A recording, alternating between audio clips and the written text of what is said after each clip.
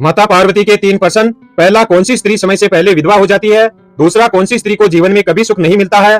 तीसरा, कौन सी चीज पत्नी पति को मांगने पर भी नहीं देती है?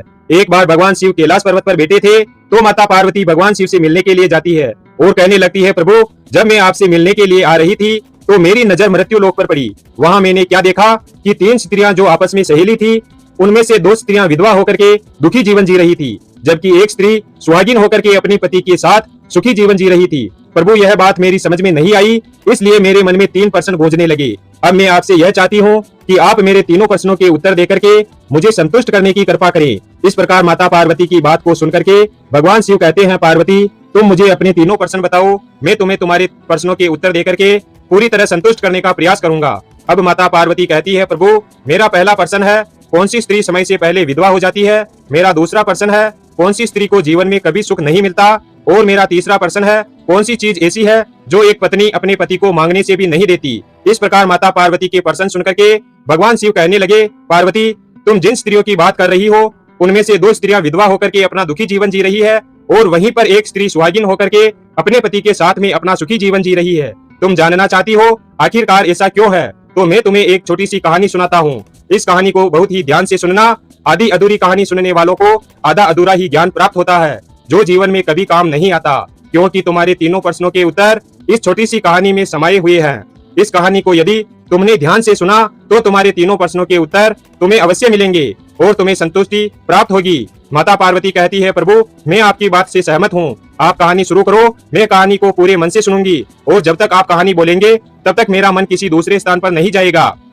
भगवान शिव कहते हैं, पार्वती सबसे पहले मैं तुम्हें उस स्त्री की कहानी सुनाता हूँ जो सुहागन बनकर के सुखी जीवन जी रही है। देखो, जिस सुहागन स्त्री की तुम बात कर रही हो वो सुहागन स्त्री एक राजा के नौकर की पत्नी है और जिस नौकर की वो पत्नी है उस नौकर को अपनी पत्नी पर पूरा विश्वास और भरोसा है कि वो पतिव्रता है, जिसकी महिमा वो अपने साथियों में बार बार करता है। अब देखो, एक दिन की बात है, उस राजा के नौकर ने अपनी पत्नी की प्रशंसा इतनी की कि बात धीरे धीरे फैलते हुए राज दरबार तक पहुंच गई। फिर उस राजा ने अपने नौकर को बुलाया और उस नौकर से कहा कि तुम हर किसी से अपनी पत्नी की प्रशंसा करते रहते हो कि तुम्हारी पत्नी पतिव्रता है, क्या वास्तव में तुम्हारी पत्नी पतिव्रता है? क्या तुम्हें पूर्ण विश्वास है? भगवान शिव कहते हैं, पार्वती इस प्रकार राजा की बात सुनकर के नौकर कहने लगा, महाराज मुझे पूरा विश्वास है कि मेरी पत्नी पूरी तरह पतिव्रता है। अब उसी समय पर राजा का महामंत्री कहने लगता है, यदि मैं तेरी पत्नी का पतिव्रत धर्म खंडित कर दूं तो तुझे क्या सजा मिलनी चाहिए? तो नौकर ने कहा, यदि तुम मेरी पत्नी का पतिव्रत धर्म खंडित कर देते हो तो महाराज मुझे फांसी लगा देना।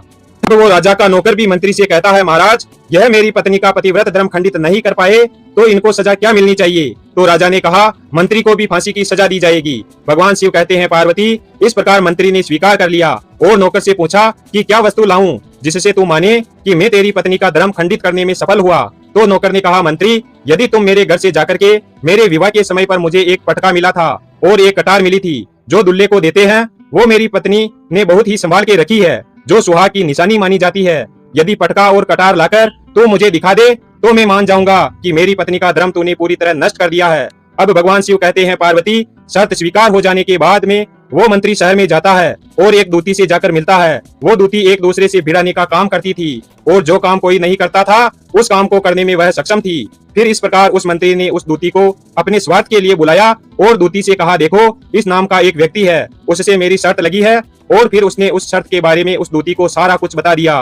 फिर वो उस दूती से कहने लगा कि तू कैसे भी करके उस स्त्री से मेरा संपर्क करवा दे, तुझे जितना धन चाहिए मैं उतना धन दूंगा। भगवान शिव कहते हैं, पार्वती इस प्रकार मंत्री की बात सुनकर के दूती कहने लगी, भाई तू उस औरत के बारे में बात मत कर, वह औरत पूरी तरह से पतिव्रता है, वो तेरी ओर देखेगी भी नहीं, तेरी शक्ल भी नहीं देखेगी और उसके परिवार वाले भी खूंखार है, तेरी खाल उतार लेंगे। तो मंत्री कहने लगा, ठीक है, यदि तू मेरा उससे संपर्क नहीं करवा सकती है तो एक काम कर दे, उसके घर जाकर के पटका और कटार चुरा कर ला दे और उसकी पत्नी के गुप्तांग के पास में यदि कोई चिन्ह हो तो वो चिन्ह भी मुझे देख करके बता दे, फिर मैं तुझे मोह मांगा इनाम दूंगा। भगवान शिव कहते हैं, पार्वती यह बात दूती की समझ में आ गई। उसने कहा, ठीक है, मैं तुम्हारा काम अवश्य करूंगी। नौकर शहर में रहता था। दूती नौकर के घर जाती है और उसकी पत्नी से जाकर बोलती है, बेटी मैं तेरे पति की बुआ हूँ, मैं कई वर्षों के बाद आई हूँ। तो उस स्त्री ने कहा, आओ बुआ जी, मैंने आपको पहले कभी देखा नहीं इसलिए पहचान नहीं पाई। और इस प्रकार उस दूती को उस नौकर की पतिव्रता स्त्री ने बहुत बड़ा सम्मान दिया, मगर उसे क्या मालूम था कि यह उसके साथ में छल करने आई है। अब भगवान शिव कहते हैं पार्वती,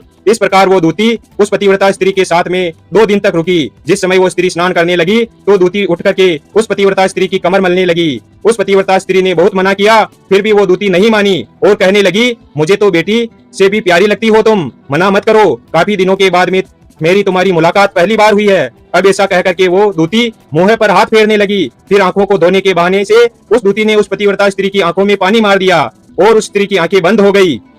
इस प्रकार गुप्तांग के पास जांघ पर उस स्त्री के एक तिल था जो उस दूती ने देख लिया। बस उसका काम बन गया।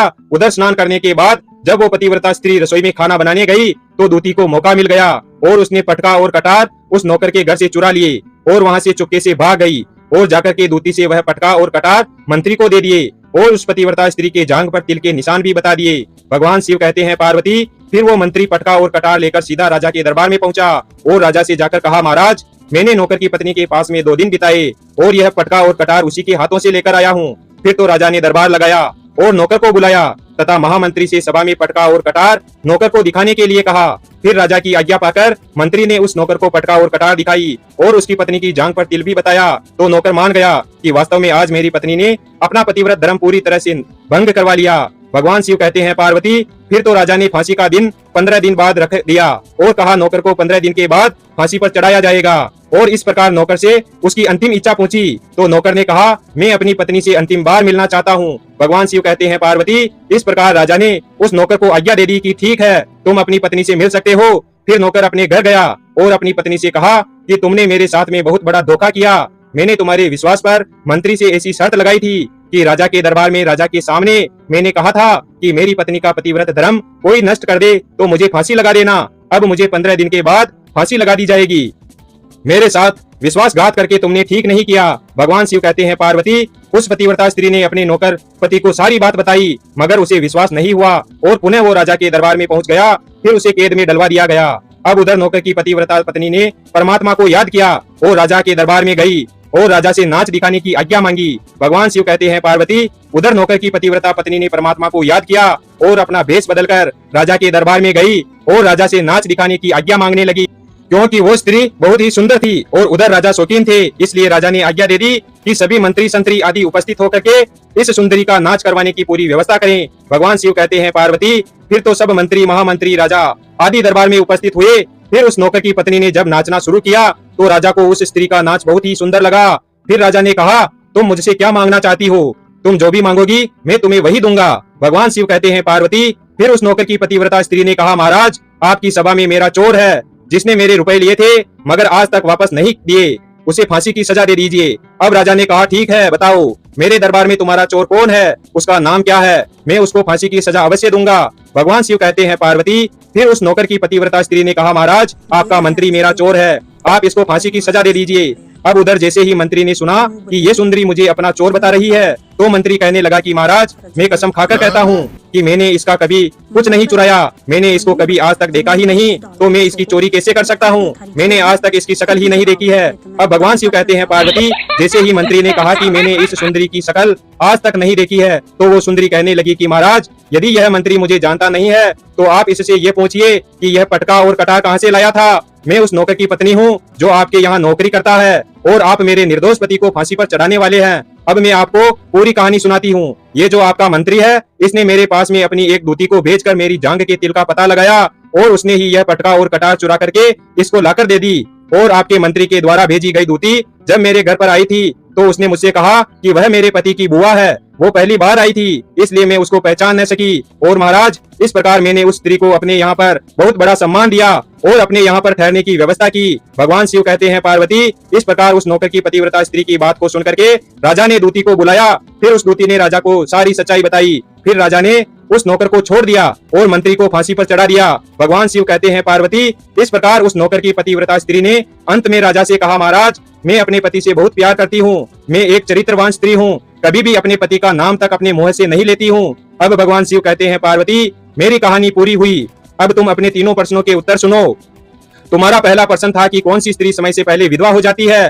तो जो स्त्रियां अपने पति का नाम लेती है वो समय से पहले ही विधवा हो जाती है, क्योंकि पति का नाम लेने से पति की उम्र कम हो जाती है और समय से पहले ही उनके पति की मृत्यु हो जाती है। ऐसी स्त्रियां जो अपने पति का नाम लेती है वह समय से पहले ही विधवा होकर के एक दुखी जीवन जीती है। बस यही राज की बात है कि तुम जिन 3 सहेलियों की बातें कर रही थी उनमें से 2 विधवा थी और एक यह नौकर की पत्नी थी जो पतिव्रता स्त्री थी। यह पतिव्रता कभी भी अपने पति का नाम कभी भी अपने मुंह से नहीं लेती थी। उधर वो 2 स्त्रियां जो विधवा होकर के जीवन दुखी जी रही है वो हमेशा अपने पति का नाम लेकर ही बुलाती थी, जिसकी वजह से उनके पति की उम्र कम हुई और फिर वो दोनों स्त्रियां समय से पहले ही विधवा हो गई और आज वो दुखी जीवन जी रही है। इसलिए कभी भी स्त्री को अपने पति का नाम अपने मुंह से नहीं लेना चाहिए। अब तुम्हारा दूसरा प्रश्न था कि कौन सी स्त्री को जीवन में कभी भी सुख नहीं मिलता, तो समझ लो जो स्त्रियां अपने पति की बिना अनुमति के किसी तीर्थ स्थान या उत्सव पर जाती है उनके जीवन में कभी सुख नहीं आता। ऐसी स्त्रियां जीवन में दुखी रहती है और उन्हें पति का कभी प्रेम नहीं मिलता। अब भगवान शिव कहते हैं, पार्वती तुम्हारा तीसरा प्रश्न था कि ऐसी कौन सी चीज है जो एक पत्नी अपने पति को मांगने से भी नहीं देती, तो समझ लो वो चीज गाली है। एक चरित्रवान स्त्री अपने पति को गाली नहीं दे सकती। जो स्त्री गाली देती है वो स्त्री कभी भी चरित्रवान नहीं होती और ऐसी स्त्री जीवन भर रोती है। उसके जीवन में कभी भी सुख की घड़ी नहीं आती है और समय से पहले ही ऐसी स्त्री विधवा हो जाती है। इस प्रकार भगवान शिव के मुंह से सुनकर माता पार्वती तीनों प्रश्नों से संतुष्ट होकर कहती है, स्वामी वास्तव में जो स्त्री चरित्रवान होती है वो कभी दुखी जीवन नहीं जीती, क्योंकि ऐसे घर में लक्ष्मी का सदा वास होता है और वो घर धन धान्य से हमेशा भरा रहता है। ऐसी स्त्रियां हमेशा घर को स्वर्ग बना देती है। वीडियो अगर पसंद आया हो तो वीडियो को लाइक और हमारे चैनल शिव भक्त को सब्सक्राइब करें और अपने दोस्तों के साथ शेयर करें। धन्यवाद और कमेंट बॉक्स में हर हर महादेव अवश्य लिखें।